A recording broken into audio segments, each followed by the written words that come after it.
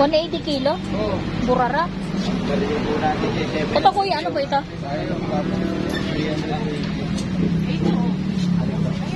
Magkano kilo dito kuya? 200 po.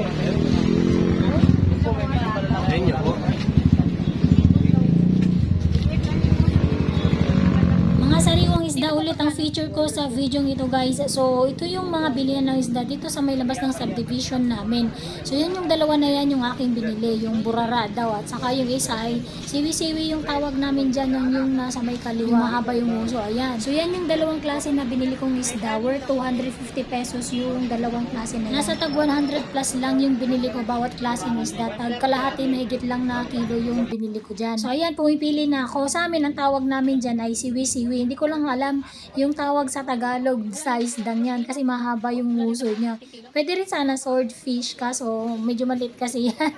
Ayan o. So mahigit 100 pesos yung nabili ko. 200 ang isang kilo niyan. So fresh na fresh siya. Ang ginawa ko dyan ay pinrito. So ayan o. Sabi ko kasi kay kuya what 100 pesos lang. Pero mahigit 100 yung nabili ko. Pero ayos lang. Tapos ang sunod na binili ko dyan ay yung katabi niya. Ayan, yan yung nagkukulay yellow. So, burara naman daw yung tawag niya dyan. Ang ginawa kong luto naman dyan sa isda na yan ay paksiw. So, ayos din, masarap din at fresh na fresh kasi. Kaya sulit din ang bili ko. Mura pa.